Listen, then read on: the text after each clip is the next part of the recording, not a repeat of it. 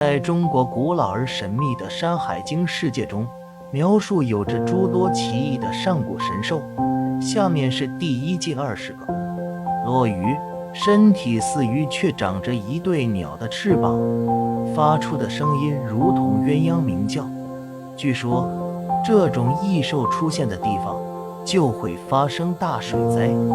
穷奇，外形如牛，浑身长满刺猬般的硬毛，发出的声音像狗的嚎叫，还会吃人。天狗，样子像狸猫，头部白色，叫声类似猫叫。在《山海经》中，它是可以抵御凶灾的瑞兽。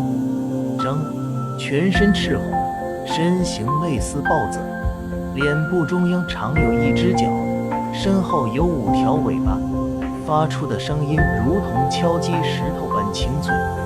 肥衣鸟，外形像鹌鹑，身体黄色，嘴巴红色，人吃了它的肉可以治愈麻风病，还能杀死体内寄生虫。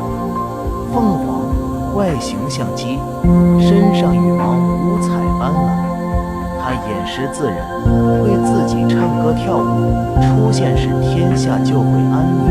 虎雕，样子像雕雀，头上长角，发出的声音如同婴儿啼哭，会吃人。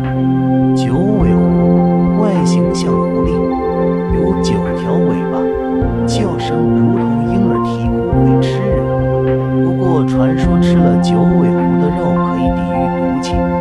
玄龟，整体形状如同乌龟，但头部像鸟，尾巴像蛇，佩戴它可以使人耳朵不聋，还能治疗脚底的老茧。青龙，在古代神话中是东方之神，身如长蛇，麒麟的头，鲤鱼的尾巴，面部有长长的胡须，头上有犄角似鹿，有5只爪子，相貌威武。白虎，是战神，杀伐之神，在中国文化中具有辟邪、攘灾、祈风及惩恶扬善、发财致富、喜结良缘等多种神力。玄武，由龟和蛇组合而成的灵物，玄武的本意是玄冥，武冥五音相通。朱雀，也被称作凤凰的一种，原型有多种说法，如锦鸡、孔雀、鹰鹫。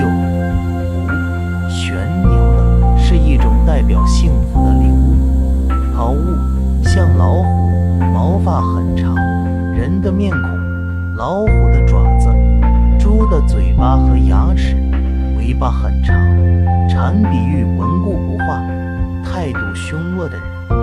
混沌，外表像犬，4足5爪，有眼却看不见，行走不便，有翅膀，喜欢欺负善良的人，故人们称是非不分的人为混沌。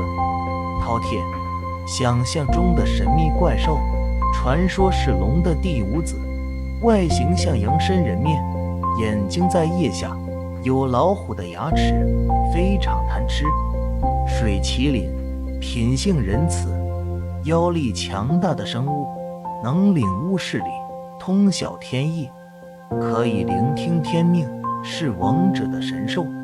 白泽，浑身雪白，能说人话，知晓万物之情，只有在圣人治理天下时才会奉书而至，是可使人逢凶化吉的吉祥之兽。地方，外形像鹤，只有1只脚，身上有红色的纹路，嘴巴是白色的。谢豸，体型大者如牛，小者如羊，类似麒麟，全身长着浓密黝黑的毛，双目明亮有神，额上通常长1角，俗称独角兽，是中国古代传说中的上古神兽。谢谢观看。